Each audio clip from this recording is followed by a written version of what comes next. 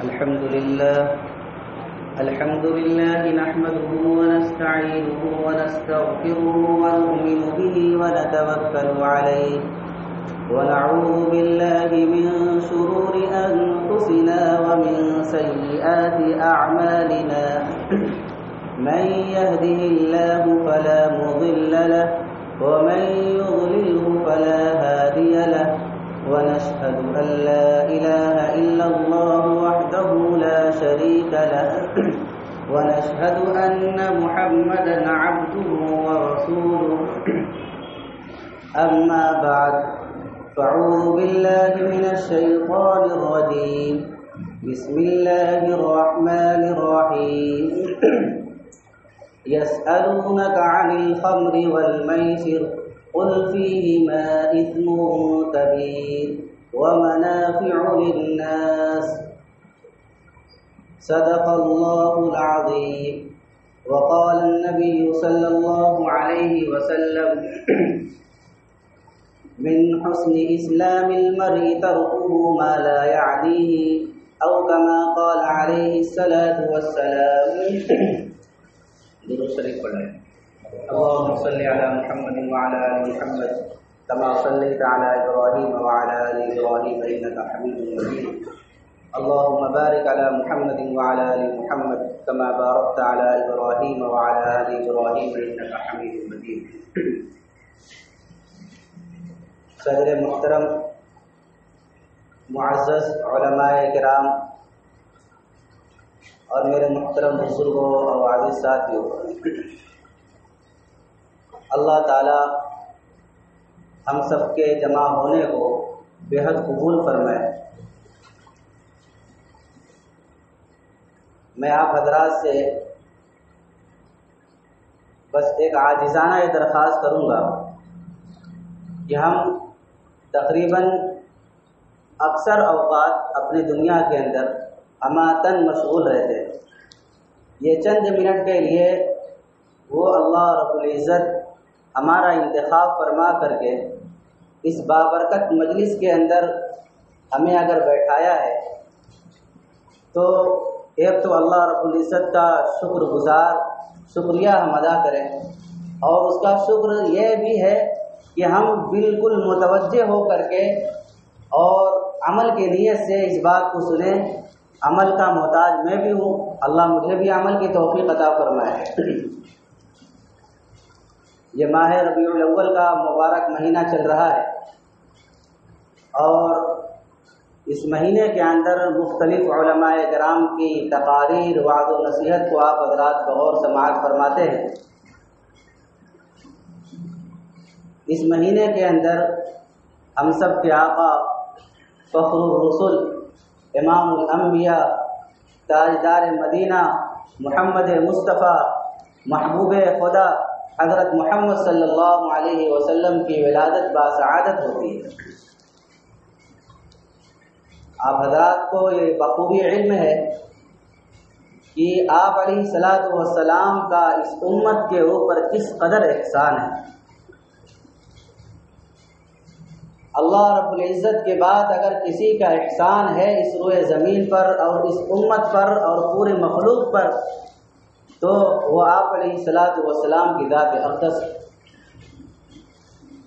ہمارے اور آپ کے اوپر اور دنیا میں جتنے بھی بسنے والے انسان ہیں، چاہے وہ مسلم ہو غیر مسلم ہو، ان سب کے اوپر محبوب خدا کا بہت بڑا احسان ہے، بہت بڑا احسان ہے. یقین جانیں کہ ہمارے ماں اور باپ نے بھی اتنی قربانی نہ دی ہوگی اور اتنا آنسو نہ بہایا ہوگا اور اتنا رویا نہ ہوگا اور اتنا تڑپے نہ ہوں گے اور اتنے فکر مند نہ ہوں گے جتنا کہ ہم سب کے آقا نے آنسو بہایا ہوگا. عرفات کے میدان میں کئی گھنٹے تک اٹھنی پر بیٹھ کر کے اس امت کے لیے آپ علیہ الصلاۃ والسلام نے دعائیں فرمائی. نبوت ملنے کے بعد اس دین کو پھیلانے کی خاطر یہ دین ہر کچے پکے گھر کے اندر، ہر انسان کے اندر ہر انسان کی زندگی کے اندر کس طریقے سے یہ دین آ جائے۔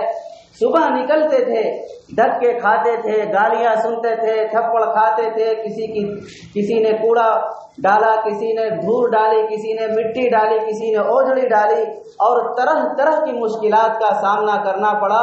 کس لیے؟ تاکہ میں صبر کروں، اس صبر کے بدلے میں یہ امت نجات پا جائے۔ کیسی مصیبتوں کا سامنا کرنا پڑا۔ وہ طائف کے میدان میں کہ فرشتوں کے اندر کوہرام مچ گیا کہ محبوب خدا کا یہ حال ہے کہ بدن لہو لہان خون سے ہے، چاہتے تو بدلہ لے لیتے، لیکن صرف میرے اور آپ کی خاطر، اس امت کی بچاؤ کی خاطر کہا کہ نہیں، میں رحمت بنا کر کے بھیجا گیا۔ اللہم انی اشکو ضعف قوتی، میں اپنے رب سے شکایت کرتا ہوں اپنی کمزوری کا۔ وہ محبوب خدا، ہم سب کا آقا اور غریبوں کا مولا، غریبوں کا غم کھانے والا، ہم سب کو اس نے نہیں دیکھا، لیکن پھر بھی ہم سب کے لیے آنسو بہائے، میرے اور آپ کے لیے، میری ماں اور بہنوں کے لیے، اور ہم سب کے آنے والے نسل کے لیے، اور قیامت تک کے ایک ایک انسان کے لیے اس فخر انبیاء نے، اس فخر رسول نے، اور ہم سب کے آقا نے آنسو بہایا ہے۔ کیا کبھی ہم نے سوچا کہ محبت سے بیٹھ کر کے کبھی ہم نے غور و فکر کیا تنہائی میں کہ واقعی میں اس ذات کا کتنا بڑا احسان ہے، کتنا بڑا احسان ہے۔ جب اس دنیا سے رخصت ہونے کا وقت ہے، اس دنیا سے رخصت ہونے کا وقت ہے تو غم زدہ ہے۔ اللہ رب العزت سب جانتا ہے کہ کیوں غم زدہ ہے، پھر بھی معلوم کروا رہے ہیں کہ آخر میرے محبوب کو کس بات کا غم ستا رہا ہے۔ تو اللہ رب العزت نے شکایت کی کہ بس میری امت، اللہ رب العزت نے وعدہ فرمایا میں آپ کی امت کو تنہا نہیں چھوڑوں گا، ورنہ یہ امت جو کام کر رہی ہے، ہم اور آپ جو کام کر رہے ہیں، تب تک ہمارے چہرے مسخ ہو چکے ہوتے، ہمارے اوپر بھی قوم عاد، قوم سمود کی طرح پتھروں کی بارش ہو چکی ہوتی، اور قوم لوط کی طرح اوپر کا نیچے، نیچے کا اوپر کر دیا چکا ہوتا، اور قوم نوح کی طرح باڑھ اور سیلاب کی شکلیں آ چکی ہوتی، لیکن اس محبوب خدا کا احسان ہے، اس کی دعاؤں کا یہ ثمرہ اور نتیجہ ہے کہ ہم اور آپ بچے ہوئے۔ کل قیامت کے دن کے بارے میں کسی نے پوچھا کہ حضور اس دن بہت بھیڑ ہوگی، تمام اولین اور آخرین جمع ہوں گے، ہم آپ کو تلاش کرنا چاہیں گے تو کہاں تلاش کریں گے؟ کیا عجیب و غریب سوال تھا محبوب حبیب آپ علیہ الصلوۃ والسلام کے محبوبین کا اور صحابہ کرام کا کہ حضور اس دن اتنی بھیڑ ہوگی، کتنا بڑا جب اجتماع ہوتا ہے تو وہاں پہ آدمی کو تلاش کرنے میں دقتیں پریشانیاں ہوتی ہیں۔ حج کے جب ایام آتے ہیں، حج کے موقع پر کوئی گم ہو جاتا ہے تو اس کو تلاش کرنے میں چند ایام، کبھی کبھی 2 دن 4 دن گزر جاتے ہیں اور ملتا نہیں آدمی۔ حضور نے فرمایا کہ جہاں پہ میری امت پل صراط پر سے گزر رہی ہوگی وہاں پہ مجھے تلاش کرنا، میں وہاں پہ مل سکتا ہوں اور اپنی امت کے لیے دعا کر رہا ہوں، یا رب صلی یا رب صلی، اے اللہ میری امتیوں کو کا بیڑا پار لگا دے۔ وہاں پہ نہ ملوں تو حوض کوثر کے پاس مجھے تلاش کرنا، میں وہاں پہ مل جاؤں گا، اور وہاں پہ نہ ملوں تو جہاں پہ میرے امتیوں کے نام اعمال تولے جا رہے ہوں گے وہاں پہ میں ملوں گا۔ بھاگ دوڑ مطلب کس طریقے سے میری امت بچ جائے، کس طریقے سے میری امت بچ جائے۔ جب حساب کتاب شروع ہوگا، حساب کتاب کا ہونا بھی یہ بھی محسن انسانیت کا ایک بہت بڑا احسان ہوگا، ساری امت پر، صرف اس امت پر نہیں، ساری امت پر محسن انسانیت کا یہ بہت بڑا احسان ہوگا۔ یہ ان کی شفاعت پر حساب شروع ہوگا، اور پھر اس کے بعد آپ علیہ الصلوۃ والسلام سجدے میں جائیں گے، ایک طویل مدت تک سجدے میں رہیں گے اور اللہ رب العزت کی حمد و ثنا بیان کریں گے، اور اللہ رب العزت کہے گا میرا محبوب اٹھا سر، آخر کس بات کے اوپر آپ رو رہے ہیں؟ آپ کہیں آپ کی بات مانی جائے گی۔ تو وہی ایک بات، اے اللہ میری امت، میری امت، اے اللہ میری امت۔ آپ علیہ الصلوۃ والسلام کی سفارش پر اور آپ کی شفاعت پر کتنے گنہگار جو جہنم کے مستحق ہو چکے ہوں گے اور جہنم کے دہکتے ہوئے شعلوں کے مستحق ہو چکے ہوں گے، اور جہنم کی آگ ان کے جسموں کو لہو لہان اور ان کے شعلے کو مسک، ان کے چہروں کو مسک کر چکی ہوگی، شفاعت پر ان کو نکالا جائے گا۔ کتنا بڑا احسان ہے۔ ایک بات میں اور عرض کروں، جب معراج پر آپ علیہ الصلوۃ والسلام اللہ رب العزت کی بارگاہ میں جاتے ہیں، وہ کون ہے؟ پوری کائنات کا رب ہے، پوری کائنات کا رب ہے، جس سے بڑی کوئی طاقت نہیں، جس سے بڑی کوئی سلطنت نہیں، جس سے بڑی کوئی حکومت نہیں، جس سے بڑا کوئی دبدبہ رعب والا نہیں، وہ سارے جہان کا بادشاہ ہے۔ اس بادشاہ کی بارگاہ میں امام الانبیاء فخر الرسل پہنچ رہے ہیں، اور وہاں پہ جب اللہ رب العزت کہتا ہے السلام علیک ایھا النبی ورحمۃ اللہ وبرکاتہ، ہے قربان جاؤ ہم سب کے آقا پر، اگر میں اور آپ ہوتے آج کے اس دنیا کے بادشاہ کے پاس اگر پہنچ جائے تو سوائے اپنے کسی کی نہ سنی جائے گی اور سوائے اپنے کسی کا خیال بھی نہ آئے گا، لیکن ہم سب کے آقا نے کیا فرمایا؟ السلام علینا وعلی عباد اللہ الصالحین، اے اللہ میرے اوپر بھی سلامتی ہو اور جو تیرے نیک صالح بندے ہیں ان کے اوپر بھی سلامتی ہو۔ وہاں پہ نہیں بولے، کس کی بارگاہ میں ہے جس کو دیکھنے کے بعد آدمی کائنات کی ساری چیزوں کو بھول جائے گا، جس کے دیدار کے بعد اس سے بڑی نعمت کوئی انسان کو ملے گی ہی نہیں۔ اس ذات کے پاس جانے کے بعد نیک صالح بندوں کو بھی نہیں بھولی وہ ذات نے۔ بس میں اتنی بات اس لیے عرض کر رہا ہوں میرے عزیزوں، میرے دوستوں، کہ ہم نے سوچا کبھی کہ اس ذات نے میرے اور آپ کے لیے راتوں کو اٹھ کر کے میرے اور آپ کے لیے آنسو بہائے ہیں، تراویح کی نماز پڑھائی 3 دن، مسجد کھچا کھچ بھر چکی ہے، اور لوگ انتظار کر رہے ہیں کہ اب آ رہے ہیں امام الانبیاء، اب نماز پڑھائیں گے، اب امام الانبیاء آئیں گے، اب نماز پڑھائیں گے، لیکن امت کے اوپر اس قدر مہربان کہ صبح تک نہیں گئے۔ کیوں؟ بعد میں فرمایا کہ مجھے اس بات کا اندیشہ تھا کہیں میں نماز یہ پڑھاتا ہے تراویح کی نماز اور تمہارے اوپر فرض کر دی گئی ہوتی تو پھر تم اس کو ادا نہ کرتے، اور یہ سنت مؤکدہ ہے، اس کے مقابلے میں فرض کو ترک کرنا یہ بہت بڑا گناہ ہو جاتا ہے۔ یہ امام الانبیاء کا احسان ہے۔ کہاں تک نظر تھی کہ آج تم تو کر لو گے، لیکن بعد والے جو غافل ہوں گے، سست اور کاہل ہوں گے، جو بعد میں آنے والے ہوں گے، ان کا کیا حال ہوگا؟ یہ امام الانبیاء کا بہت بڑا احسان ہے۔ کبھی ہم نے سوچا کہ وہ ہستی رات کو اٹھ کر کے،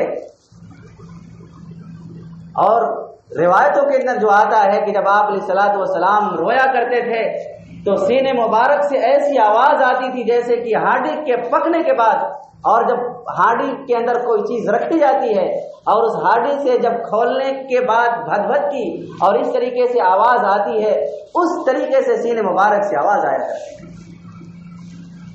آپ علیہ الصلوۃ والسلام اپنے گھر والوں کے لیے صرف نہیں روتے تھے، میرے اور آپ کے لیے، وہ دنیا میں جتنے بسنے والے انسان اور آنے والے انسان ہیں ان سب کے لیے اس محبوب انسانیت اور محسن انسانیت نے آنسو بہائے۔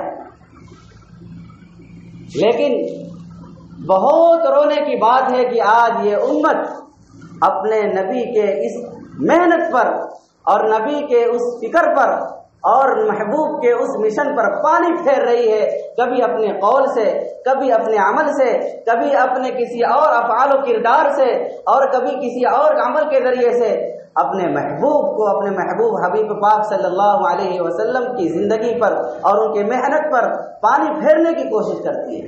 اور میں سینہ تان کے کہتا ہوں کہ میں سب سے بڑا محب رسول ہوں، عاشق رسول ہوں، میں کسی مسلک والوں کے نہیں، ہم سب اس کے ذمہ دار ہیں، ہم سب اس کے ذمہ دار ہیں۔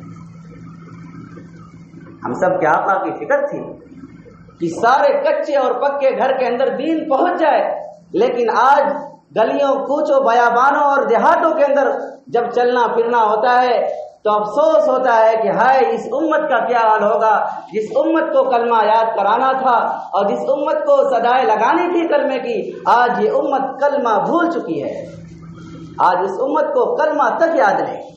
میں نے خود اپنی زندگی کے اندر 50 سال 55 سال والے آدمی کو خود 15 دن تک کلمہ یاد کروایا ہے۔ رونا آتا تھا ایسے آدمی کو دیکھ کر کے کہ لا الہ الا اللہ محمد الرسول اللہ، اس آدمی کو یاد نہیں۔ بتاؤ، ہم سب کے لیے افسوس کی بات ہے نہیں؟ آج ہمیں صرف فاتحہ یاد نہیں ہے، آج اپنے محلے کے اندر خدا پاک کی قسم، شاید میں قسم کھا لوں تو حانث نہیں ہوں گا، کتنے نوجوان ایسے ہیں اور کتنے بوڑھے لوگ ایسے ہیں ان کو سورۃ الفاتحہ یاد نہیں ہے۔ افسوس کی بات نہیں، ان کو قل واللہ احد کی سورت یاد نہیں ہے، ان کو اور دوسری دعائیں اور قرآن کی آیات یاد نہیں، امام کے ساتھ کھڑے ہو رہے نیت کیسے کر رہی نہیں مجھے پتا، امام کے ساتھ نماز پڑھ رہے ہیں کیسے، ہمیں کب کیا کرنا، کب کیا پڑھنا مجھے نہیں پتا ہے۔ بھائی کس کام کے ہم مسلمان ہیں، اور افسوس کچھ بھی نہیں ہے، بس ہمیں پیسے ملنے چاہیے، ہمارے پاس پیسے آنے چاہیے، اور ہمارے پاس وقت گزاری کے لیے، تفریح کے لیے، کھیل کود کے لیے اور عیاشی اور تفریح کے لیے اور کھیل تماشوں کے لیے ہمیں وقت چاہیے، پیسے چاہیے، بینک ہے، بیلنس ہے، موبائل ہے، گاڑی ہے، کار ہے، بس گھوم رہے ہیں، نہیں پتا کہ مجھے بھی مرنا ہے اور ہم سب کے اوپر کچھ ذمہ داریاں، یہ ہمیں نہیں پتا ہے۔ بہت افسوس کی بات ہے۔ یہ وعظ و نصیحت، یہ تقریر صرف یہ مقصد نہیں ہے، مقصد یہ ہے کہ ہم اپنی زندگی کے اندر بدلاؤ کریں۔ ہمارے زندگی دنیا میں آنے کا مقصد کیا ہے؟ ہم کلمہ یاد کرانے والے تھے، خود ہی بھول گئے کلمہ، ہمیں خود کلمہ یاد دلانے کی، یاد پڑھانے کی اور ضرورت پڑ رہی ہے۔ یہ امت کہاں چلی گئی؟ آج نماز کا طریقہ نہیں پتا اس امت کو، آج کلمے کی صدائے گلی کوچوں میں لگانے والے بیچارے گشت کرتے پھرتے ہیں، بڑے افسوس سے کہنا پڑتا ہے، بڑے افسوس سے کہنا پڑتا ہے۔ کوئی کہتا ہے کہ یہ فلاں فرقے والا ہے، مت دیکھو فرقے کی نگاہ سے، بس یہ دیکھو کہ یہ کس کی آواز لگانے والا ہے۔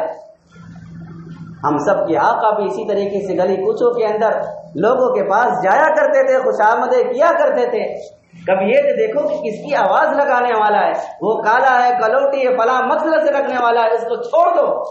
لیکن کبھی اپنے عمل سے یہ حرکت نہ کرو، کہیں ایسا نہ ہو، کہیں ایسا نہ ہو کہ اللہ رب العزت ہمارے اس فعل سے ایسا ناراض ہو جائے، ایسا ناراض ہو جائے، اور ہماری اس بات سے، ہمارے اس قول سے ایسا ناراض ہو جائے کہ قیامت تک ناراض ہونے کا فیصلہ کر دے۔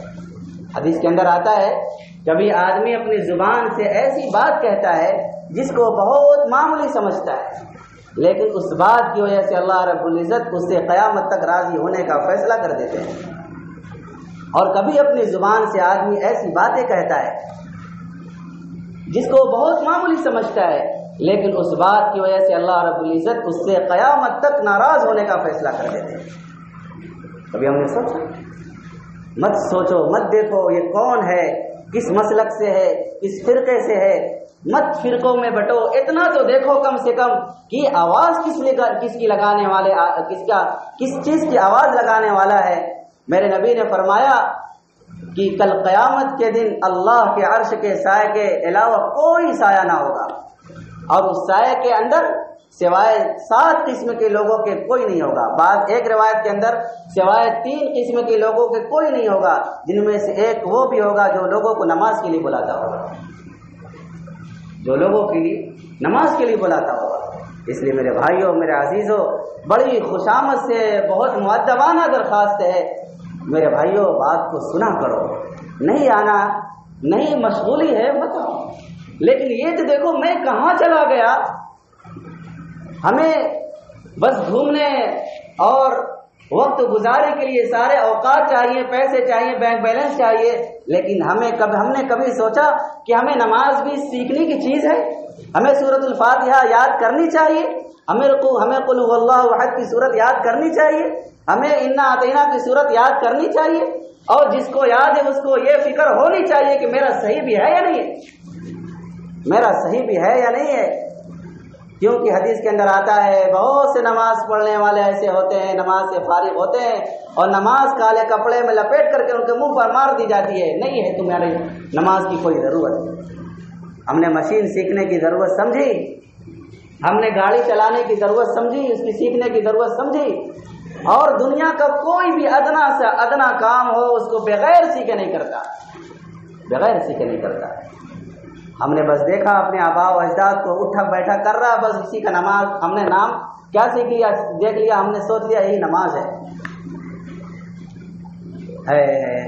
میرے بھائیوں، میرے عزیزوں، اپنی آنکھوں کو کھولو، یہ امت، بس اس امت کو ایسی فراغت چاہیے کہ ہم نے بس سوچا ہم آزاد ہیں، جہاں چاہا وہاں چلے گئے، جس سے چاہا اس سے بات کر لیا، جس سے چاہا اس سے مل لیا، جو چاہا وہ کھا لیا، جو چاہا وہ پی لیا، جو چاہا وہ کر لیا، جہاں چاہے وہاں سو گئے، جو چاہا عیاشی، عریانیت، فحاشی، ان سارے ماحول کے اندر ہم زندگی گزار رہے۔ کبھی ہم نے سوچا کہ ہمارے اوپر بھی اس کام کے لیے اور ہم مسلمان ہونے کی خاطر ہم سب کے آقا نے کتنے آنسو بہائے ہوں گے، اور ہم سب کے خاتمہ بالخیر کے لیے اس آقا نے کتنے آنسو بہائے ہوں گے، لیکن ہم اپنے عمل سے یہ ظاہر کرتے ہیں کہ ہمیں مسلمان نہیں مرنا، ہم اپنے صراحت تو نہیں کرتے لیکن اپنے عمل سے ظاہر کرتے ہیں کہ مجھے مرنا ہی نہیں، یا مرنا ہے تو جیسے چاہے مرضی مر جاؤ، موت آنی ہے جیسے چاہے مر جاؤ، نہیں موت تو آنی ہے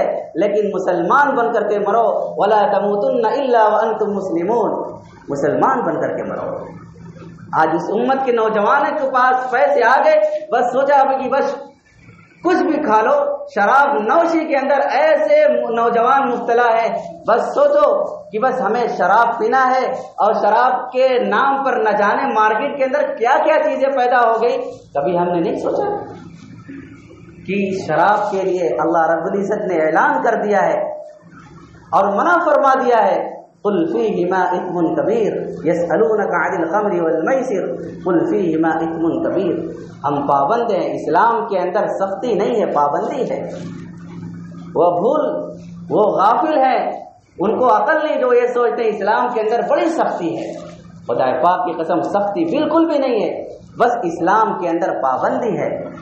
کوئی بچہ اسکول جانے کے لیے روتا ہو، اس کے ماں باپ روزانہ اس کو گھسیٹ کر کے زبردستی اس کو ڈریس پہناتے ہیں، اس کو ٹائی اور جو بھی چیزیں ہیں اسکول کی، وہ ساری چیزیں اس کے اوپر چسپا کر کے اس کو اسکول زبردستی بھیجنے کی کوشش کرتے ہیں، مدرسہ بھیجنے کی کوشش کرتے ہیں، اس کو گاڑی پر بیٹھا کر کے یا اسی طریقے سے زبردستی لے کر کے جاتے ہیں۔ اگر وہ بچہ کہے کہ میرے ساتھ زبردستی کی جا رہی ہے تو اس بچے کا یہ سوچنا سراسر غلط ہے، اس کو پابند بنایا جا رہا ہے، اس کو پابندی سکھائی جا رہی ہے، اس بچے کا یہ سوچنا غلط ہے۔ اسلام کے اندر پابندی ہے، سختی نہیں ہے۔ ہم اسلام کے پابند ہیں، ہم مسلمان ہیں تو جو چاہا وہ پی لیا، ایسا نہیں ہو سکتا۔ اللہ رب العزت نے شراب کو حرام کر دیا ہے، اور صحابہ کرام نے پوچھا جب آپ علیہ الصلوۃ والسلام مدینہ منورہ کے اندر آئے، یہ بات بہت دھیان سے سننے کی ضرورت ہے، جب آپ علیہ الصلوۃ والسلام مدینہ منورہ کے اندر تشریف لائے تو زمانے جاہلیت سے ہی ان حضرات کے رگو ریشے کے اندر شراب تھی، شراب نچوڑتے تھے، شراب بیچتے تھے، شراب بناتے تھے، شراب فروخت کرتے تھے، شراب پیتے اور پلاتے تھے، شراب کا جام چلتا تھا، شراب کا دور چلتا تھا، شراب کے وہ عادی ہو چکے تھے۔ تو بعض صحابہ کرام ان میں سے ایسے بھی تھے جنہوں نے کبھی بھی شراب کو ہاتھ نہیں لگایا، ایسے بھی تھے۔ تو ان حضرات نے حضور سے سوال کیا، حضور اللہ رب العزت نے ان کے جواب میں فرمایا وَيَسْأَلُونَكَ عَنِ الْخَمْرِ وَالْمَيْسِرِ، یہ لوگ آپ سے سوال اور جوئے کے بارے میں سوال کرتے ہیں تو آپ ان سے فرما دیں قُلْ فِيهِمَا إِثْمٌ كَبِيرٌ، کہ اس کے اندر، ان دونوں کے اندر، جوئے کے اندر، شراب کے اندر بہت بڑا گناہ ہے۔ قُلْ فِيهِمَا إِثْمٌ كَبِيرٌ وَمَنَافِعُ لِلنَّاسِ، اس میں تھوڑا سا وقتی اور عارضی طور پر تھوڑا سا نفع بھی ہے۔ وَمَنَافِعُ لِلنَّاسِ وَإِثْمُهُمَا أَكْبَرُ مِن نَّفْعِهِمَا، لیکن یہ نفع جو ہے گناہ سے، اس کے نفع سے بڑا اس کا گناہ ہے۔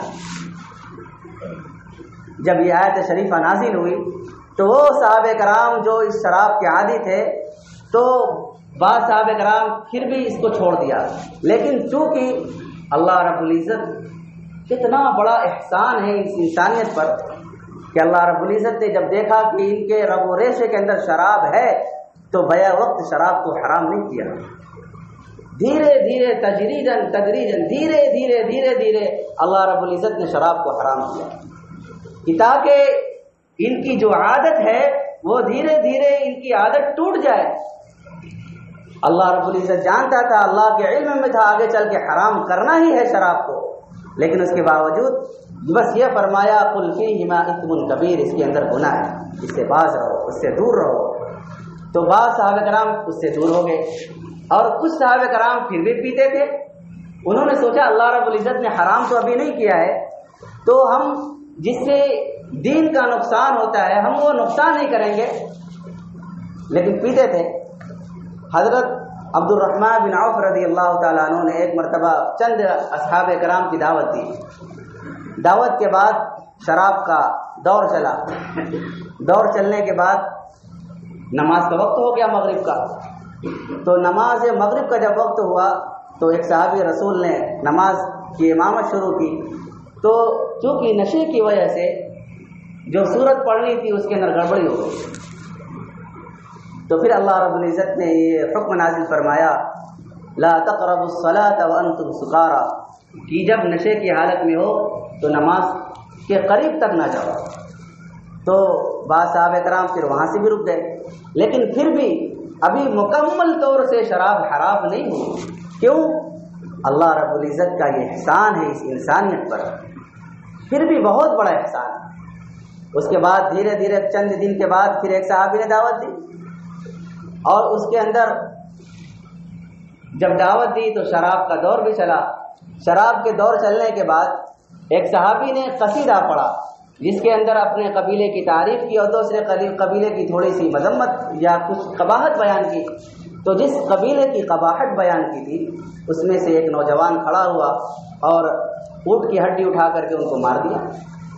حضور تک یہ بات پہنچی تو آپ علیہ السلام نے دعا فرمائی کہ اللہ کوئی واضح حکم شراب سے متعلق نازل فرما دے، تو اللہ رب العزت نے انما الخمر والمیسر والانصاب والازلام رجس من عمل الشیطان، یہ آیت شریفہ نازل فرما دی کہ بے شک شراب اور جوا یہ سب گندی چیزیں ہیں، اور بت پرستی اور جوئے کے تیر یہ سب گندی چیزیں ہیں اور عمل شیطان کے عمل میں سے ہے۔ فاجتنبوہ، اس سے بچو، اس سے دور رہو، لعلکم تفلحون، تاکہ اللہ تمہیں کامیاب کرے، تاکہ تم کامیاب ہو جاؤ۔ جب یہ آیت شریفہ نازل ہوتی ہے کیا جذبہ تھا ان حضرات صحابہ کرام کا، جب یہ آیت شریفہ نازل ہوئی اور آپ علیہ السلام کا قاصد مدینے کے گلیوں کے اندر چل پھر کر کے یہ صدائیں، یہ آواز بلند کرنی شروع کی کہ شراب حرام کر دی گئی ہے، آج سے شراب حرام ہے، آج سے شراب بند کر دی گئی، حرام کر دی گئی اللہ کی طرف سے۔ پھر مجال کیا ہے کہ پھر اس شراب کو جو بہت زیادہ محبوب تھی، جو بہت زیادہ عزیز تھی، جو بہت زیادہ دلوں کو نشاط پیدا کرنے والے اور فرحت بخش تھی، اور جو بہت زیادہ قابل اطمینان تھی پینے کے بعد، وہ پھر کیا مجال تھی فرمان رسول سننے کے بعد اس کو خرید بھی کر لیتے۔ جن کے ہاتھوں کے اندر جام تھا وہ ہاتھوں سے جام توڑ ڈالا، جس کے اندر جن کے پاس مشکیزیں تھے شراب کے وہ سارے مشکیزیں توڑ ڈالے۔ یہاں تک روایتوں میں آتا ہے جنہوں نے اپنے ہونٹوں کے پاس، اپنے لبوں کے پاس وہ شراب کا جام پینے کے لیے لب کے قریب اپنے مشکیزے کو یا اپنے وہ پیالے کو لگایا تھا، وہ پیالے کو دور کر دیا، یہاں تک نہیں سوچا کہ اس گھوٹ کو تو اتار لیا جائے، یہ نہیں سوچا۔ حضرت انس رضی اللہ تعالی عنہ ایک مجلس کے دور جام کے ساقی تھے، وہ پلا رہے تھے اور اس میں بڑے بڑے صحابہ کرام تھے، لیکن جب یہ فرمان سنا ہے تو پھر یہ سارے لوگوں کی یہ آواز آتی ہے کہ نہیں، بس آج کے بعد اب یہ شراب ختم، اور سارے مشکیزیں توڑ ڈالے اور ساری چیزوں کو توڑ ڈالا۔ مدینے کے اندر شراب اس طریقے سے بہ رہی تھی جیسے بارش کی رو کا پانی بہتا ہے، اس طریقے سے شراب بہ رہی تھی، یہاں تک کہ عرصے دراز تک مدینے کی گلیوں کے اندر، مدینے کی مٹیوں کے اندر جب بارش ہوتی تھی تو شراب کی بو اور شراب کا رنگ اس سے ظاہر ہوتا تھا۔ ایک صحابی تھے حضرت کیسان رضی اللہ تعالیٰ عنہ، وہ بڑے تاجر تھے شراب کے، اور ان کا کام تھا ملک شام سے شراب لانا اور فروخت کرنا۔ تو بہت خطیر رقم، بڑی لمبی رقم مدینہ منورہ سے لے کر کے گئے تھے، اور جب وہ گئے تھے تو ابھی شراب حرام نہیں تھی، اور آنے اور جانے میں تقریباً 1 ماہ کا عرصہ لگ جاتا تھا۔ تو جب وہ بڑی رقم سے خرید کر کے بہت قیمتی شراب لے کر کے جب آتے ہیں ملک شام سے، تو کسی نے کہا کہ شراب حرام ہو سکتی ہے، تو آپ علیہ الصلوۃ والسلام کی خدمت میں حاضر ہوتے ہیں اور حضور سے عرض کیا کہ حضور میں اس کو بیچ کر کے اس کی رقم اپنے ذمہ لے لوں؟ حضور نے کہا کہ شراب کی خرید و فروخت بھی اور اس سے جو آمدنی ہو وہ بھی حرام ہے۔ تو پھر بالکل چوں چرا نہیں کیا کہ میری پرورش کہاں سے ہوگی، میں پلوں گا کیسے، میرا تو بھاری نقصان ہو جائے گا، اے اللہ کے رسول کوئی راستہ نکالے۔ ایسا کچھ بھی نہیں کہا، بلکہ گئے اور سارے مشکیزے کو توڑ ڈالا اور آپ علیہ الصلوۃ والسلام کی محبت کا ثبوت دے ڈالا۔ میرے بھائیوں، میرے عزیزوں، میرے نوجوان ساتھیوں، کیا ہم مسلمان نہیں ہیں؟ کیا ہم عاشق رسول نہیں ہیں؟ کیا ہمارے اندر اور ہمارے اوپر آپ علیہ الصلوۃ والسلام کا احسان نہیں ہے؟ کیا محسنی انسانیت نے ہمارے لیے دعائیں نہیں کی ہیں؟ کیا ہم سب عاشق رسول ہونے کا دعویٰ نہیں کرتے؟ کیا ہم یہ نہیں کہتے کہ ہم اپنی حضور کے لیے، اپنے آقا کے لیے اپنی جانوں کو قربان کر دیں گے اور نچھاور کر دیں گے؟ تو سب سے پہلے جان کو قربان بعد میں کرنا، لیکن اپنی خواہش کو تو قربان کر ہی ڈالو، اپنے جذبات کو تو قربان کر ہی ڈالو۔ ہمیں وہ چیز نہیں چاہیے جس سے میرا نبی اور میرا اللہ ناراض ہوتا ہو، ہمیں وہ خوشی نہیں چاہیے جس سے میرا رب ناراض ہوتا ہو، ہمیں وہ محل، وہ شیش محل نہیں چاہیے جو اللہ اس کے رسول کی نافرمانی کر کے تعمیر کیا گیا ہو، ہمیں وہ شیش محل، وہ تاج محل نہیں چاہیے۔ ایسے تاج محل پر میں پیشاب کرنا اور تھوکنا بھی گوارا نہیں کرتا۔ جو میرے آقا اور اللہ کی نافرمانی کر کے اس کی تعمیر اور اس کی عمارت بنائی گئی ہو، ہم اس تعمیر کو اور اس شیش محل کو دیکھنا اور اس کے اندر رہنا بھی گوارا نہیں کرتے۔ یہ محبت کا جذبہ ہونا چاہیے۔ میرے نبی نے فرمایا شراب ام الخبائث ہے، الخمر ام الخبائث، من شربها لم تقبل منہ صلاتہ 40 یوما، کہ جو بھی شراب کو پیے گا اس سے 40 دن تک اس کی نماز قبول نہیں ہوگی۔ کتنی سخت وعید، کتنی سخت وعید۔ ایک حدیث کے اندر ہے کہ اس سے کوئی بھی نیک عمل قبول نہیں کیا جائے گا۔ سوچو تو صحیح، چند کوڑیوں کی خاطر اور چند منٹ کی فرحت اور بشاشت اور نفع کی خاطر کتنا نقصان کا سودا یہ امت کر رہی ہے اور نوجوان کر رہا ہے۔ بس چند ساتھی جٹ گئے اور سنڈے منانے چلے گئے، کوئی بیئر پی رہا ہے، کوئی شراب پی رہا ہے، کوئی وسکی پی رہا ہے، کوئی فلاں پی رہا ہے، چل رہا ہے دور۔ کبھی نہیں سوچا کہ کزانے ختم، اور کہیں اسی حال میں موت آ جائے اے ہے میرے نبی نے فرمایا شراب کی حالت میں موت آ جائے تو زمانے جاہلیت والی موت مرا ہے وہ، اور زمانے جاہلیت کے اندر کوئی مسلمان نہیں تھا، گویا کہ وہ مسلمان نہیں مرا۔ میرے نبی نے فرمایا شراب اور ایمان جمع نہیں ہو سکتے، شراب ایمان جمع نہیں ہو سکتے، یا تو شراب ہوگی یا تو ایمان ہوگا۔ جب آدمی شراب پیتا ہے محدثین نے لکھا ہے کہ ایمان دور چلا جاتا ہے، نکل جاتا ہے اس سے ایمان۔ کتنے شرابی کو میں نے دیکھا اپنے محلوں کے اندر، موت ہوئی ہے شراب کی حالت میں، اتنا دل میں کہہ رہا ہوں دل سے رونا آتا ہے، ہائے یہ بھی کوئی موت ہے، یہ بھی کوئی موت ہے، یہ بھی کوئی مرنا ہے کہ اللہ کی نافرمانی کے ساتھ مر رہا ہے، اللہ کو ناراض کر کے مر رہا ہے، اور اس کا ایمان کا حال یہ ہے کہ جس کے بارے میں میرے نبی نے فرمایا زمانے جاہلیت کی موت مرا ہے۔ ارے موت ایسی مرو، ایسی موت مرو کہ زمین کو بھی رونا آ جائے، ایسی موت نہ مرو کہ لوگ کہیں کہ یہ چلا گیا تو بہت اچھا ہوا، بڑا دکھ دیتا تھا، بڑی گالیاں دیتا تھا، بڑا ستایا کرتا تھا۔ ارے مرنا تو ہے ہی ہے سب کو، لیکن موت ایسی مرو کہ اللہ کو پیار آ جائے، اللہ خوش ہو جائے، اللہ خوش ہو جائے۔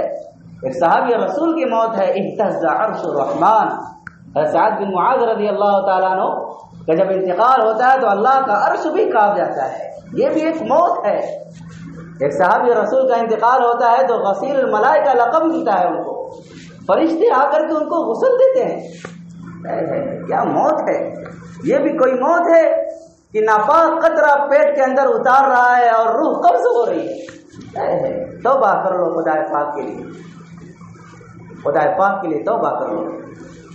کہیں ہماری موت اسی حال میں آ گئی تو خدا پاک کی قسم کیا اپنے رب کو منہ دکھاؤ گے، اپنے حبیب کو کیا منہ دکھاؤ گے جس نے رات و دن رویا ہے؟ کیا اسی دین کی یہی دین اپنے دین کے اندر اپنے زندگی کے اندر زندہ کیا؟ آج شراب چھوڑ لو خدا پاک کی قسم، وہ محبوب حقیقی ہم سب کا آقا اپنے ہاتھوں سے جام کوثر پلائے گا۔ کبھی سوچا تم نے؟ کبھی ہم نے سوچا کہ اپنے محبوب کے ہاتھوں سے جام کوثر پلیں گے؟ واہ کیا بات ہوگی، اور کیا لمحہ ہوگا، کیا وہ وقت ہوگا، اور کیا وہ جام کوثر کا ٹیسٹ اور لذت ہوگی کہ میرا محبوب اپنے جب اپنے ید مبارک سے، اپنے ہاتھ مبارک سے جب جام کوثر نوش فرمائے گا اور پلائے گا تو کیا حال ہوگا اس وقت۔ اس کے بعد پھر کوئی پیاس نہیں۔ کبھی شوق ہے بھائی پینا ہے سب کو؟ ہاتھ اٹھاؤ سب کو، انشاءاللہ سب کو پینا ہے، اللہ ہم سب کو نصیب فرمائے۔ لیکن میرے بھائیوں، میرے عزیزوں، کبھی سوچا کہ وَسَقَاهُمْ رَبُّهُمْ شَرَابًا طَهُورًا؟ آج شراب چھوڑ دو اللہ کے لیے، کل اللہ کل کائنات کا رب وَسَقَاهُمْ رَبُّهُمْ شَرَابًا طَهُورًا، کل اللہ شراب پلائے گا۔ وَيُسْقَوْنَ كَأْسًا كَانَ مِزَاجُهَا زَنْجَبِيلًا، اللہ شراب پلوائے گا اپنے خادموں سے۔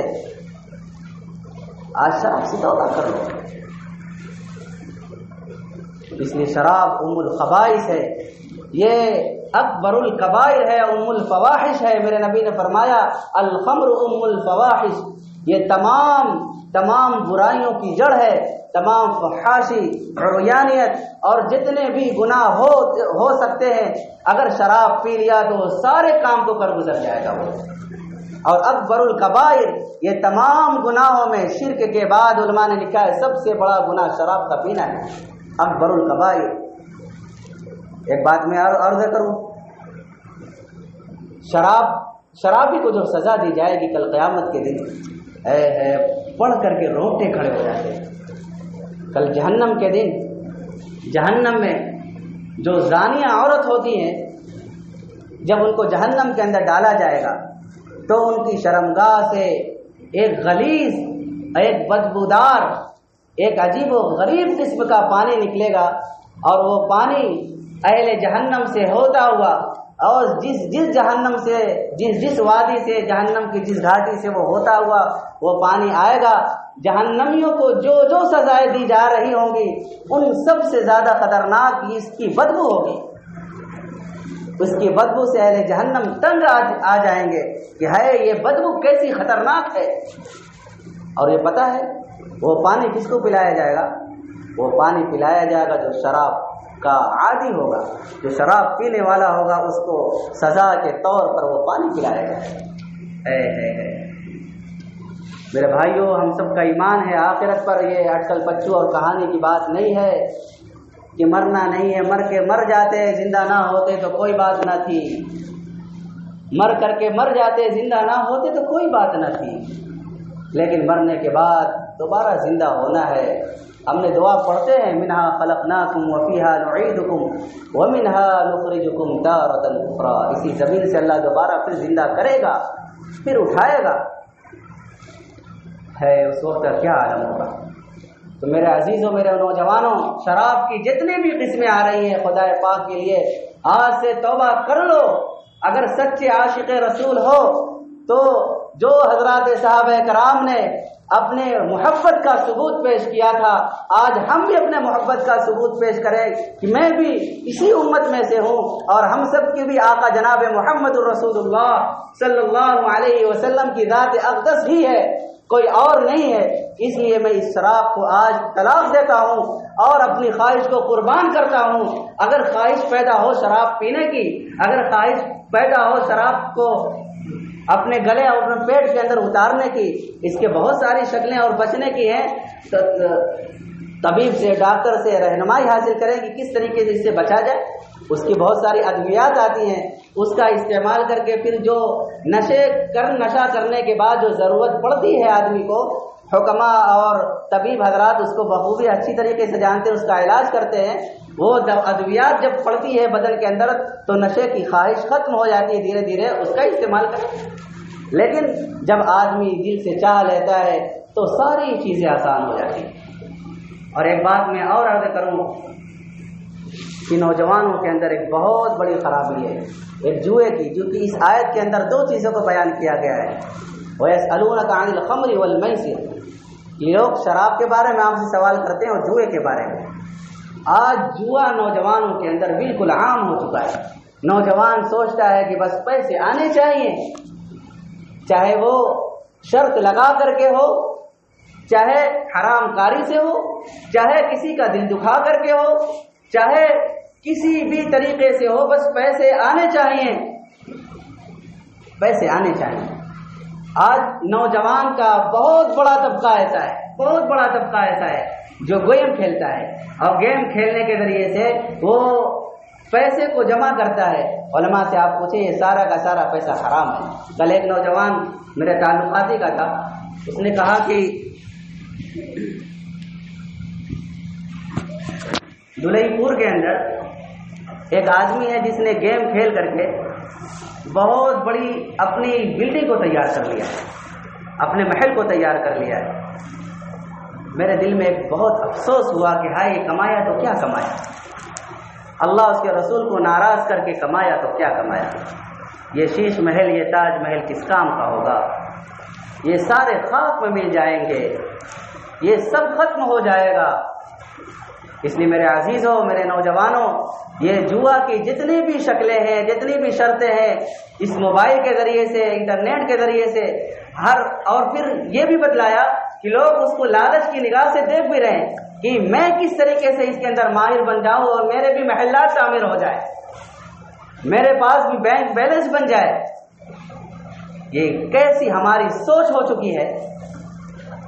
جوا کے ذریعے سے، جوا اتنا بڑا گناہ ہے کہ حرام لقمہ پیٹ کے اندر جاتا ہے۔ ایک صحابی رسول نے حضور سے کہا، حضور کہ میں ہی چاہتا ہوں کہ میں مستجاب الدعوات بن جاؤں۔ مستجاب الدعوات کا مطلب یہ ہے کہ میں جو بھی دعا کروں اللہ اس کو قبول کر لے۔ تو حضور نے فرمایا کہ بس تو حلال کمائی اکٹھا کر لے اور حلال کمایا کر، تو مستجاب الدعوات بن جائے گا۔ اور پھر آگے آپ علیہ الصلوۃ والسلام نے فرمایا والذی نفسی بیدی، قسم ہے اس پاک ذات کی جس کے قبضے میں میری جان ہے، کہ جس کے پیٹ میں حرام کا ایک لقمہ بھی جائے گا، جس کے پیٹ میں حرام کا ایک لقمہ بھی گیا، 40 دن تک اس کا کوئی بھی عمل قبول نہیں ہوگا۔ 40 دن کوئی عمل قبول نہیں ہوگا۔ نماز پڑھ رہا ہے، دعائیں کر رہا ہے، کسی اور اللہ سے کہ اے اللہ، اے میرے رب، اے میرے رب، اے میرے رب۔ حضور نے فرمایا ایک آدمی آتا ہے، دعا کرتا ہے اے میرے رب، اے میرے رب، لیکن اس کا کھانا بھی حرام، اس کا پینا بھی حرام، اس وجہ سے اس کی دعائیں قبول نہیں ہوتی۔ بتاؤ کتنے گھاٹے کا، کتنا گھٹیا سودا ہے کہ ہم نے کتنا گھٹیا سودا کیا ہے کہ دنیا کی ایک بہت غلیظ چیز جس کو ہم بہت اچھا سمجھتے ہیں، اس جوئے کو لے کر کے آدمی کبھی کنگال بھی ہو جاتا ہے، اور جب آدمی جوا کھیلتا ہے تو پھر صرف اس کا ہی نقصان نہیں ہوتا بلکہ اس کے ذریعے سے اس کے گھر والے، اس کے خاندان والے کتنے سڑکوں پر آ جاتے ہیں، اور اس کی بیویاں، اس کے بچے بلک بلک کر روتے ہیں۔ کتنے ایسے واقعات ہیں۔ شرابیوں، جواریوں کا یہ حال ہوتا ہے کہ بس ان کو کام کرنا چاہیے۔ جو نشیڑی اور جوا کے عادی بھی ہو جاتا ہے اس کو بس کھیلنا ہے۔ کتنے ایسے واقعات ہمارے تعلقاتی میں سے ایسے ہیں کہ اس نے اپنے گھر تک داؤ پر لگا دیے، یہی نہیں بلکہ اپنے بچوں اور اپنی بیویوں کو بھی داؤ پر لگا دیا۔ مر مٹنا ایسی زندگی پر کیا ہے؟ ایسی زندگی، اور ایسی زندگی پر لعنت ہے۔ ہمیں ایسی زندگی نہیں چاہیے جس زندگی کے اندر اللہ اس کا رسول تو ناراض ہوتا ہی ہو اور دنیا بھی برباد ہو رہی، نہ دنیا کے رہے نہ آخرت کے رہے، اور مر گئے اسی طریقے سے خالی ہاتھ لے کر کے چلے گئے، کچھ نہ ملا۔ پھر کل قیامت کے دن کہیں گے یقول یا لیتنی قدمت لحیاتی، اے کاش کہ آج کے لیے میں کچھ بھیج دیتا، کاش کہ آج کے لیے میں کچھ کر لیتا۔ اس لیے میرے بھائیوں، میرے عزیزوں، نوجوانوں، اس گیم کے ذریعے سے یا اور دیگر جو بھی چیزیں ہیں، ان موبائلوں کے ذریعے سے جو ہم جوا کھیلتے ہیں، جو تاش کھیلتے ہیں، جو اپنے وقت کو ضائع کرتے ہیں، خدا کے لیے چھوڑ دو۔ ہم وقت کو ضائع کرنے کی چیز نہیں ہے، وقت گزارنے کی چیز نہیں ہے، وقت کمانے کی چیز ہے۔ وقت کے ذریعے سے آدمی کمائے، چاہے دنیا کما لو چاہے آخرت کما لو، کچھ تو کماؤ۔ لیکن ہم نے تو سب برباد کر دیا۔ آدمی کہتا ہے کہ ہم فلاں آدمی بڑا خوشحال ہے، کیا کہتا ہے؟ فلاں آدمی بڑا خوشحال ہے۔ اس جملے کا مطلب ہم سمجھتے ہیں؟ فلاں آدمی بڑا خوشحال ہے، مطلب خوشحال کا یہ ہوتا ہے کہ ہر وقت یہ خوش رہنے والا آدمی ہے۔ آدمی نے کروڑ پتی بن گیا، ارب پتی بن گیا، اور اتنا پیسہ کما لیا کہ اپنے بچوں کے ساتھ وقت گزارنے کے لیے اس کے پاس وقت نہیں۔ رات میں آتا ہے، سو جاتا ہے، صبح اٹھتا ہے فوراً آفس۔ بچوں کے لیے اس کے پاس وقت ہی نہیں ہے۔ چند منٹ بیٹھ کر کے اپنی بیوی سے بات کر لے، اپنے بچوں کی خیر خبر لے لے، اور تھوڑا سا میٹھی میٹھی بات کر لے، اپنی ماں کے ساتھ بیٹھ لے، اس کی خدمت کر لے، اپنے باپ کی خدمت کر لے، اور پھر اس کے بعد اس کے ساتھ ٹینشن۔ یہ کیسی خوشحالی زندگی ہے؟ خوش تو اس کو بولتے ہیں، خوشحال اس کو بولیں گے جو دل سے خوش ہو اور وہی حقیقی اور ہمیشہ خوش رہنے والا ہے۔ جو اللہ اس کے رسول کو ناراض کر کے، جو بظاہر جس کو دیکھ کر کے ہم عبرت کی نگاہ سے اور لالچی ہوئی نگاہ سے دیکھتے ہیں، حقیقی معنوں میں وہ کوئی خوشی نہیں ہے اور وہ کوئی خوشحالی نہیں ہے۔ اصل خوشحالی تو وہ ہے جو دل کی خوشی ہوتی ہے، اصل وہی خوشی ہوتی ہے۔ اس لیے میرے نوجوانوں، اپنے پیسوں کو، اپنے وقت کو موبائلوں کے ذریعے، موبائلوں کے اندر، انٹرنیٹوں کے اندر، اور فحاشی اور عریانیت کے اندر، اور گانوں کے اندر، اور ادھر ادھر کاموں کے اندر اپنے وقت کو ضائع نہ کرو کہ ہم عاشق رسول ہیں۔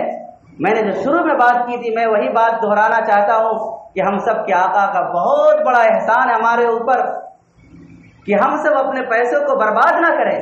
ہمارے ماں باپ نے ہمارے ساتھ بڑا احسان کیا ہے۔ بچپن کے اندر میرے ماں باپ نے گرمی، سردی، برسات ہماری سب کو کنارے کرتے ہوئے کسی موسم کی پرواہ نہیں کی، اور ہماری پرورش کا ہر جو سہولت مند انتظام ہو سکتا تھا ساری سہولت کو مہیا کیا۔ ہم بچپن میں تھے، چھوٹے تھے، روتے تھے، بلبلاتے تھے، ہمارے ماں باپ نے ہمیں راتوں کو اٹھ کر کے ہمیں ٹہلایا، ہمارے آنسو پوچھے، ہمارے پیشاب و پاخانوں کو صاف کیا، اور ہماری ماں نے ہمیں دودھ پلایا، اور اپنی نیندوں کو قربان کیا۔ ماں دن بھر کام کاج کر کے تھکی رہتی تھی اور رات میں جب سوتی تھی تو فوراً نیند لگ جاتی تھی، لیکن جیسے ہی میں روتا تھا میری ماں اٹھتی تھی، میرے بچی کو کیا ہو گیا ہے، میری ماں مجھے دودھ پلاتی تھی، میری ماں میرے پاخانے کو صاف کرتی تھی، میری ماں مجھے ٹہلاتی تھی، میری ماں مجھے جو نہلاتی تھی، اور میری ماں اس رات کے اندھیروں کے اندر اور تاریکیوں کے اندر میری ماں ہر روز سکھ دینے کی کوشش کرتی تھی جو مجھے پہنچانے کی ضرورت پیش آتی تھی۔ آج اس ماں کو تمہاری ضرورت ہے، آج اس باپ کو تمہاری ضرورت ہے۔ ہم نے عیاشوں کے اندر اور اپنے تفریحات کے اندر اور اپنے کھانے پینے کے اندر ان پیسوں کو ضائع نہ کرو، ان پیسوں کو بچاؤ، اور جس طریقے سے میرے ماں باپ نے بچپن کے اندر میرے اوپر احسان کیا ہے، وَقُلْ رَبِّ ارْحَمْهُمَا كَمَا رَبَّيَانِي صَغِيرًا، ان ماں باپ کے اوپر بھی آپ احسان کرو بڑھاپے کے اندر، اور آپ جوان ہو گئے آپ اپنے پیسوں کو بچاؤ، یوں ہی اپنے دوستوں کے اندر اور ادھر ادھر فضول خرچی نہ کرو، اپنے وقت کو ضائع نہ کرو، اپنے ماں باپ کے لیے کم سے کم کچھ تو قربانیاں دو خدا کے لیے۔ ہم اپنے ماں باپ کو جھڑپے نہ تڑپے نہ، ان کی بات کو نہ مانے، یہ کون سی انسانیت ہے؟ کبھی ہمارا بچپنا ہمیں یاد نہیں ہے، لیکن ان چھوٹے بچوں کو دیکھو جو روتے ہیں بلبلاتے ہیں، ان کے ماں باپ ان کو لے کر کے دوڑتے بھاگتے ٹہلتے پھرتے ہیں، ان معصوم بچوں کو دیکھ کر کے اپنا بچپنا یاد کرو کہ میں بھی اسی دور سے گزرا ہوں، میں بھی اسی طریقے سے رویا کرتا تھا، میں بھی اسی طریقے سے بلبلاتا تھا، اور میرے ماں باپ اسی طریقے سے پریشان ہوتے تھے۔ آج میرے ماں باپ میرے شرابی ہونے کی وجہ سے، میرے تاش کھیلنے کی وجہ سے، میرے وقت بربادی کی وجہ سے، میرے کام نہ کرنے کی وجہ سے اور میرے تفریحات کی وجہ سے میرے ماں باپ میرے ساتھ میرے لیے پریشان تھا۔ کیا کبھی میں نے سوچا کہ میں اپنے ماں باپ کے دکھ درد میں ساتھ دے دوں؟ نہیں سوچا۔ آج نوجوانوں کے اندر یہ بہت بڑی بیماری پڑی ہوئی ہے، بہت بڑی بیماری پڑی ہوئی ہے۔ میرے بھائیوں، میرے عزیزوں، اپنے ماں باپ کے لیے دعائیں کرو، بہت بڑے محسن ہیں وہ ہمارے، بہت بڑا احسان ہے۔ یہاں تک آتا ہے اگر تمہارے ماں باپ کافر بھی ہیں تو بھی ان کے ساتھ احسان کرو، اس لیے اپنے وقت کو ضائع نہ کرو، اپنے اوقات کو یوں ہی نہ گزارو۔ جہاں سنڈے آیا، جہاں اور چھٹی کا موقع آیا، بس سارے گناہ اکٹھے ہو جاتے ہیں، بغیر گانا سنے ہوئے ہمارے کان کو مزہ نہیں آتا۔ کیسے ہم نے عادت بگاڑ لی اپنی، ہمارے روح کو تسکین نہیں پہنچتی، ہمارے کان کو جب تک ہم گانا نہ سنیں، جب تک ہم فلم کے ذریعے سے اپنے آنکھوں کو تراوٹ نہ دے دیں اور وہ فحاشی، وہ عریانیت، وہ ننگی عورتوں کو نہ دیکھ لیں، تب تک ہماری روح نہیں فرحت بخش ہوتی، ہماری روح خوش نہیں ہوتی۔ یہ کہاں کی انسانیت ہے؟ کیا ہم نہیں سوچتے؟ اس لیے میرے عزیزوں، اپنے وقت کو بدلنے کی کوشش کرو۔ میں جب دیکھتا ہوں نوجوانوں کو کان میں لگا کر کے گانے سن رہے ہیں، گانے سنتے موت آ گئی، تو بتاؤ کس کو راضی کر لیا تم نے، اور کون سا بہت بڑا تیسمار کا کام کر لیا؟ اب تو بلوٹوتھ والا ایئر فون آ رہا، اب تو بہت ساری سہولتیں میسر ہو گئی، گناہ کرنا اتنا آسان ہو گیا، اتنا آسان ہو گیا۔ کمرے کے اندر گئے، ارے سوچو تو صحیح، میرے ماں باپ نہیں دیکھ رہے، دنیا کا کوئی انسان نہیں دیکھ رہا، وہ تو دیکھو احکم الحاکمین دیکھ رہا ہے۔ اس لیے نوجوانوں، اپنی زندگی کو سدھارو، وہ اللہ طاق میں ہے، وہ اللہ تو آس میں ہے، وہ اللہ انتظار میں ہے کہ میرا یہ بندہ کب آ جائے۔ گناہ کو چھوڑ دو، خواہش پیدا ہوگی چھوڑ دو، غلط تعلقات کو چھوڑ دو، لڑکیوں سے عورتوں سے بات کرنے کو چھوڑ دو، گانے کو سننے کو چھوڑ دو، جوا شراب نوشی یہ چھوڑ دو، اپنے ماں باپ کو فالو کرو۔ ماں باپ بیچارے پریشان ہیں، ان کی بڑھاپے کے اندر خدمت کرو، پیسے بچاؤ، کماؤ، ان کی خاطر ہر جائز طریقے سے پیسے کماؤ، اور اللہ اس کے رسول کے احکامات کو کبھی نہ چھوڑو، اور توبہ کرو، اللہ منتظر ہے۔ اور یہ ارادہ کرو کہ انشاءاللہ میں سچا عاشق رسول بنوں گا۔ ارادہ کرو، صرف کام کا اور نام کا نہیں، آواز لگانے کا نہیں۔ میرے نبی نے فرمایا من احب بسنتی فقد احبنی ومن احبنی کان معی فی الجنہ، جس نے میری سنتوں سے محبت کیا اس نے مجھ سے محبت کیا۔ کیا خلاصہ کر دیا میرے نبی نے، کیا فرمایا؟ جس نے میری سنتوں سے محبت کیا اس نے مجھ سے محبت کیا. ومن احبنی کان معی فی الجنہ، اور جو میرے ساتھ جنت میں رہنا چاہتا ہے وہ میرے سنتوں سے محبت کر لے، وہ میرے ساتھ جنت میں ہوگا. بتاؤ بھائی جنت میں رہنا ہے انشاءاللہ. اللہ تعالی ہم سب کو اپنے آقا کی معیت نصیب فرمائے اور ہم سب کو اپنے آقا کی شفاعت نصیب فرمائے. اس لیے میرے عزیزوں، میرے نوجوان ساتھیوں اور ہمارے بزرگان امت، ان سارے اور خود میں اپنے آپ سے درخواست کرتا ہوں کہ میرے عزیزوں، اللہ اس کے رسول کی نافرمانی کو چھوڑ دو. بہت زمانے غفلت میں گزر گئے، بہت ایام زمانے غفلت میں گزر گئے، تاریکیوں میں گزر گئے. اب آ جاؤ، اپنی خواہشوں کو قربان کر دو، اپنے آپ کو گناہوں سے دور کر لو. فحاشی جتنی چند چیزوں کا ذکر کیا کہ اللہ نے زبان سے نکلوایا، ان ساری چیزوں کو پکی سچی توبہ کرو، پکی سچی توبہ کرو. ایک مرتبہ اللہ سے توبہ کرو کہ سچے دل سے، اور اللہ سے دعا کرو کہ اللہ میں آج سے شراب، جوا، فلم بازی، گانا، یہ ساری بری چیزوں کو چھوڑتا ہوں. اے اللہ میری مدد فرمانا، اے اللہ میری مدد فرمانا. بغیر تیری توفیق کے، بغیر تیری اعانت کے، بغیر تیری نصرت کے، بغیر تیرے فضل کے میں چھوڑ نہیں سکتا. لا حول ولا قوت الا باللہ. اے میرے رب تو میری مدد فرمانا. میرا کام تھا، میں نے پورا پختہ ارادہ کر لیا ہے، گناہ نہیں کروں گا، نماز کو نہیں چھوڑوں گا. آج کے بعد انشاءاللہ 5 وقتہ نمازوں کا اہتمام کروں گا، اور نمازوں کے اندر جو کمیاں کوتاہیاں ہیں اس کو معزز اور مقرب اور محقق علماء کرام سے، جو معتبر علماء کرام ہیں ان سے سیکھنے کی کوشش کروں گا، اور انشاءاللہ ساری برائیوں سے دور رہوں گا. اور اللہ سے دعا کرنا ہے. ہر نماز کے بعد نہیں دعا کر سکتے لمبی، تو دن بھر میں ایک مرتبہ تو دعا تو کرو اللہ کے بندو. یہ ہمارے اندر اتنی بڑی خرابی ہے، میں بس بات کو ختم کروں گا. ہمارے اندر اتنی بڑی یہ خرابی ہے کہ ہم نماز پڑھ لیتے ہیں لیکن جس سے مانگنا ہے اس سے نہیں مانگتے. ایک بات میں اور عرض کروں آپ کو، دعا کے ذریعے ہر عبادت کے اندر ایک خصوصیت ہوتی ہے، ہر عبادت کے اندر ایک خصوصیت ہوتی ہے. نماز کے اندر ایک الگ خصوصیت ہے، دعا کے اندر اللہ نے ایک الگ خصوصیت رکھی ہے.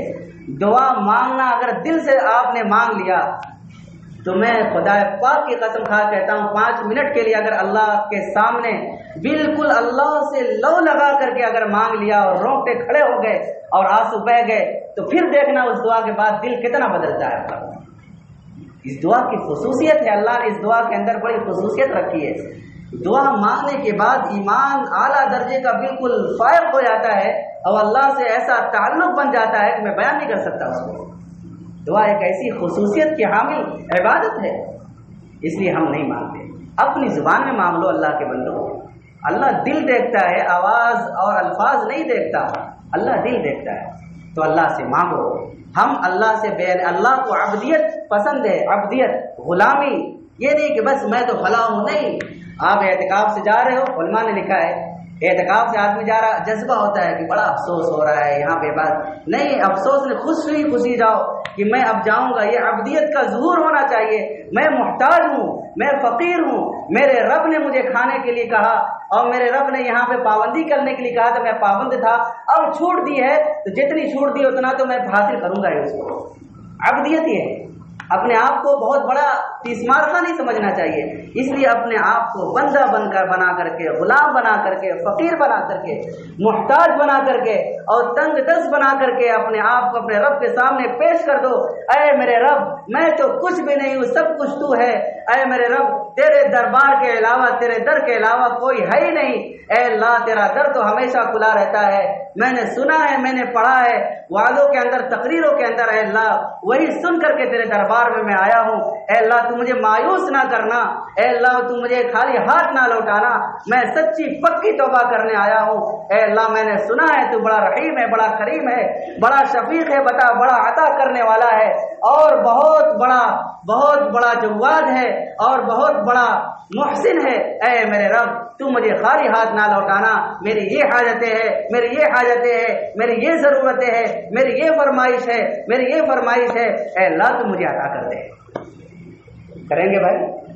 اللہ تعالیٰ مجھے بھی اور ہم سب کو عمل کی توفیق عطا فرمائے. وآخر دعوانا الحمدللہ رب العالمین.